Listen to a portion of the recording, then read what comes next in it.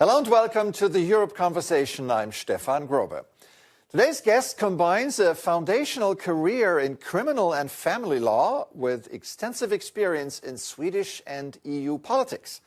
She served as a member of parliament and then Minister for EU Affairs and Nordic Cooperation before joining the European Commission in 2024. Welcome, EU Commissioner for Environment, Water Resilience and a Competitive Circular Economy, Jessica Rosswall. It's good to have you here, ma'am. Thank you very much for taking me. So that's a long title. I want to start with something particular, hazardous chemicals. Because more than 80% of European citizens are actively concerned about harmful chemicals in everyday products. You know the numbers. They are demanding a clean environment. Is the Commission hearing this call and taking it seriously? Absolutely we are. I am also concerned. I am one of these citizens who do care about how the chemicals that are hazardous is affecting me and the environment. Myself, during the Danish presidency, I took a PFAS test, so I also have, like most people, PFAS in my body. I am a mother and a grandmother. PFAS, we should explain, are the forever chemicals. It's the forever right? chemicals, yeah. Exactly. So, of course, I am concerned, and that is why we are taking action. At the moment, we are assessing, together with the European Chemical Agency. They are doing the assessment, and then we will take it further on how we can both tap the fluent to chemicals. I mean, how can we see that we can seek a ban for PFAS then in consumer products, but also the other part, which is also very important, how we can see that we can do the cleanup more efficiently and more cost efficiently. So absolutely, we are trying to stop the tap, if you may say so. You recently said you want to impose stricter restrictions. Yet Ursula von der Leyen has repeatedly refused to visit communities affected by forever chemicals.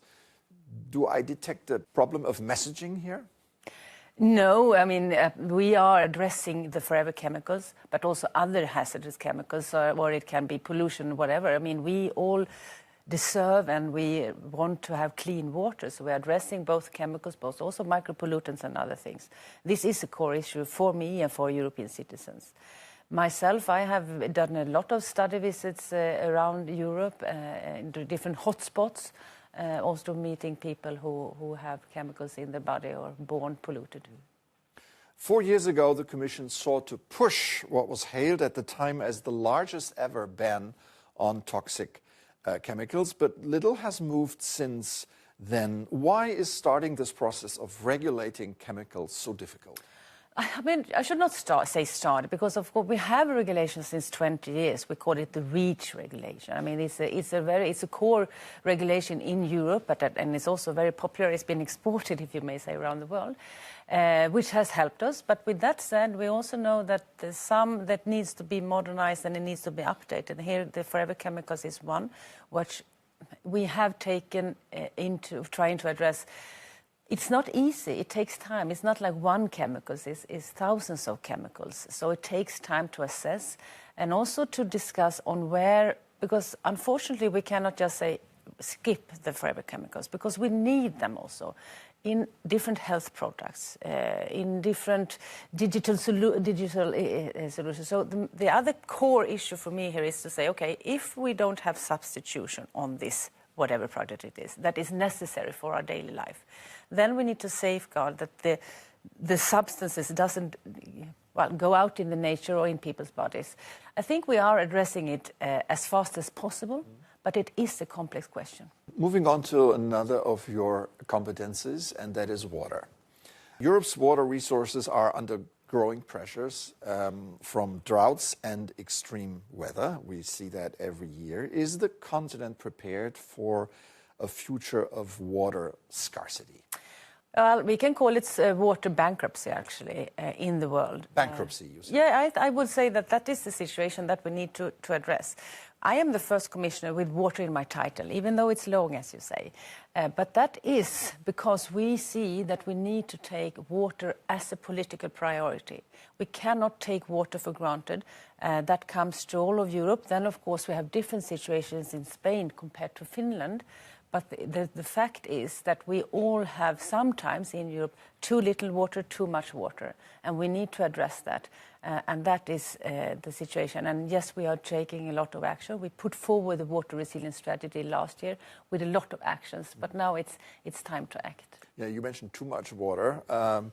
We can say that we have a problem of flooding here that comes regularly. The Commission itself has noted that 90% of disasters are related to water in the EU, and no EU country is spared.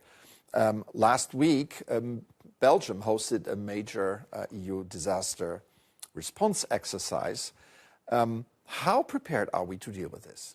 Better than we used to be, but we need to continue. And I think that it is, and it's linked, I mean, sometimes it is floods, but sometimes it's droughts. Sometimes we have also wildfires. All these are connected in that way that we know they will come more often and be more severe. So we need to be more prepared. We also need to prevent these floods to happen. Of course, it's linked to climate change. It's linked to that we need to do more investments in nature. We need to have more nature-based solutions that functions like a sponge before floods will appear.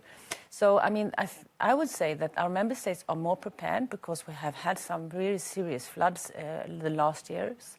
The thing that is maybe new is that this is not something that's happened just every 20 years, 100 years or something. It's happening all over again, and that's why we need to address this. And it costs a lot of money for the European Union and the member states, and if we don't act and do these prevention measures, then it will cost more. In the past, farmers have staged big protests here in Brussels against strict environmental rules introduced by the European Union, including pesticide limits and nitrogen emission targets, arguing that these threaten their livelihoods. Now, did Brussels underestimate the impact of its green policies on rural communities? I mean, for me, the Green Deal is a growth strategy, inclusive growth strategy, and of course, farming is a part of that. And that is not only because it is, according to me, the competitive advantages Europe have, but also because it's about future-proofing our industries and our farming's agriculture sector. And in this, we all see that back to water and the scarcity, back to that water scarcity affects the possibility to have production of food production, of course. So that is why we need to we cannot choose either environmental legislation or competitiveness, whatever that is, or growth. We need to do both. And that's a little bit my frustration that we sometimes are in a discussion that you have to choose, and that is not possible. So we cannot do one without the other. Exactly. And that is why I think, for me, the farmers are a really important part of this, and they want to be the part of the solution because, of course, they see that water scarcity, whether it could be floods also, actually, then we will have a problem. And this is not only for our farmer industry, agriculture, it is also about Europe's security. Everything is linked, and this is what we need to do. But, of course, we need to explain why, and we need to have the tools. What about biodiversity? Can Europe realistically restore this while simultaneously expanding housing, industry, and renewable energy projects? Again, it's about the links. We need to understand that the risk of not investing in nature will come with an economic risk, but also with the security risk. And that's what we have to understand. And that's why I think this is an investment in our future, which we don't have a choice to do. We need to do it. And then, of course, we need to do it efficiently, and we need to do it gradually so everybody can follow. Later this year, the Circular Economy Act is expected to be adopted. What is its role in all of this? A lot of roles. It has a lot of legs, but it is, if I may start with that, the latest conflict that we have that is affecting us is the crisis in the Middle East and the war in Iran. That again shows us that dependency comes with a cost. And that is not only linked to energy, of course, that is what we also discuss a lot, rightly so, but also because we are dependent on fossils when it comes to other products in our society. But also we are dependent on critical raw materials, for example. So and that is not only Europe that needs these critical raw materials, it's also everyone else in the world. And the fight for these materials are getting tougher. So we need to be more self-sufficient, and that where circularity plays a crucial role to use the materials that we have within Europe in Europe in a more efficient way. We are a gold mine actually, but we don't use it. Right. So critics have argued that the text is focused too heavily on recycling and does not put enough emphasis on overproduction and overconsumption, which is also a threat to competitiveness. Do these critics have a point? A lot of people, when we think about circularity, we tend to go to recycling, which is one part, when it's an important part, but we also need to do the reuse and how we consume. I think that is the whole part of circularity. I think that circularity is actually a kind of new revolution that we are into. We are now in a linear model, which we have been for a long time. I respect it takes some time to turn that to a circular, but this is what we are into now. So I think that we cannot see circularity as only recycling or reuse, or it has to be the whole circle. I would say that we all need to have a change of mindset. Because the climate change demands that, because the resources that we use demands that, and the current geopolitical situation demands that. We are dependent on these materials, a lot of them, and we need to to get rid of dependency, whatever that is. So I think that is one thing. But then, of course, it's easier said than done, because we know that the virgin materials today is cheaper than secondary materials. There is a lot of hindrance in the single market that we need to address. So I think that it's not only me as a consumer to have this change of mindset, me as a policymaker, businesses, policymakers, whatever, we all need to have this change of mindset. Should consumers expect to pay more if Europe fully embraces the circular economy model? That is what we see today. As I said, the secondary materials is today more expensive, and that is why we need to get the answers on how to make the business case for secondary materials. And that is what we will try to address in the Circular Economy Act. Because people or industries, business to business, are neither interested today to do that extra payment. Of course, we have a lot of extra costs for energy and so forth, so we need to find that business case. And I think it's possible, because virgin materials is also scarce and weaponized sometimes. So, of course, there should be a business case in this. You mentioned earlier climate change and the impact on the environment is increasingly seen as a security issue in the political discourse. Should environmental policy now be considered as part of Europe's defense strategy? Yes, I think so. I can explain. Please do. Because I see that, because there is a lot of examples. Back to water, which is not only a resource like anyone else. We need water for our daily life, we need it for energy production, we need it for food production. And when water gets scarce, we are in trouble, and that eventually is also a security threat to us, not only food production, but also on a global perspective. We know that water is also driving conflicts and so forth. So that is one part of the defense angle and security angle. We also see nature as a natural border. We see it in Poland and Finland, how you can turn wetlands into border controls, make it more difficult. So I mean, this is for an invasion to pass. So there is two sides of that. But I would argue the main thing is that biodiversity loss, crop loss, floods and droughts is a security threat. And that's not only me who's saying that. I very often now recently refer to the UK MI6 report that came out earlier this year, saying that natural degradation is the main threat for UK's national security, which of course is the same for a lot of other countries. Yeah, I'm still struggling to make sense of, we have people who are struggling with the cost of living on the one hand, and then we have environmental protection that remains a priority. how do we get people to sort of on board and embrace this? I mean, if I may go back to the first question you asked, this was that 80% of the people in Europe are putting hazardous chemicals as a top priority.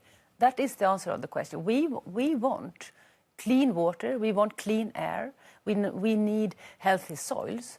And that is one reason I think we need, and I'm not sure that it always has to cost more money. It's more doing things more efficiently, using new techniques, using AI, using digitalization. I think that is one part. The other part is that we today again see the dependencies cost. And that is something that me as a consumer at the end of the day is paying the price for.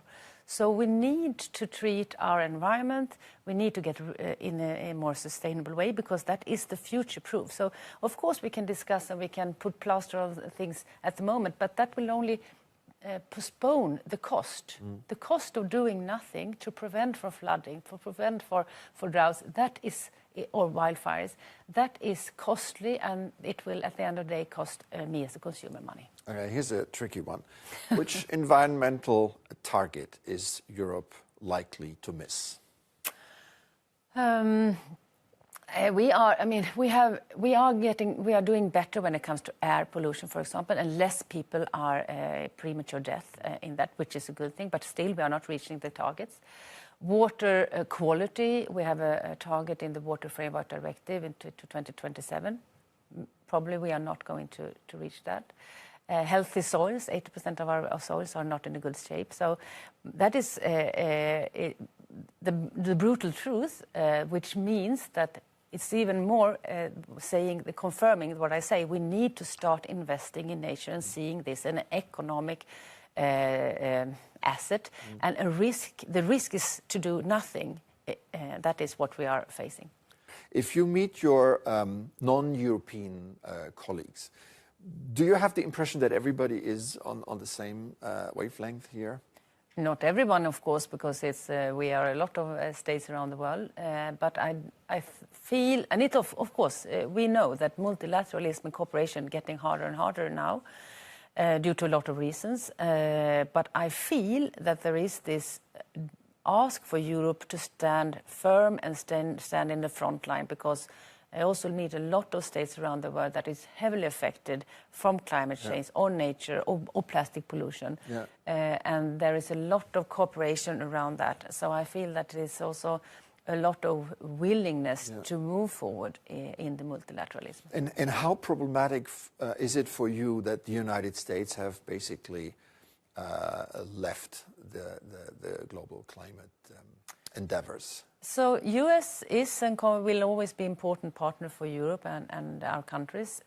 So when I talk about, I've been to G7, G20, discussing desertification on the desertification cup coming up, or plastic pollution. Of course we have differences, but also seeing the benefit of cooperation is also there. So I'm trying to move forward, because the water issue, the broken water cycle, that is not one member state. That is something that we need to work together on.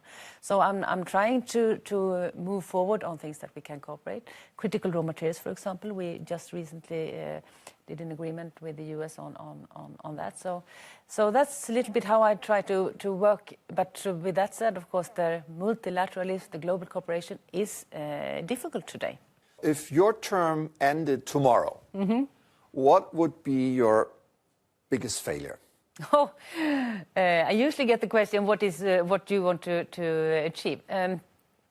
Well, if we have not moved the needle, actually reset the clock in one way when it comes to circularity, because the dependency, as we see today, is really, it is here. So we need to do something more on circularity, and it's linked to environment and water, actually. So I hope that we can. So I did not answer your question then. What is I don't want to, I mean, I hope that this will be a successful mandate, and that we connect the dots that it cannot be seen as environmental is in one silo. This has to be horizontal. Okay, now I have to ask you what you consider your biggest achievement. Oh, then it will be that if I can help to bring different sectors on board on the investment part on nature, that would be my biggest achievement. All right, Jessica Rosswall, thank you very much. EU Commissioner for the Environment and many other things. Thanks for a very interesting conversation. Thank you very much for having me.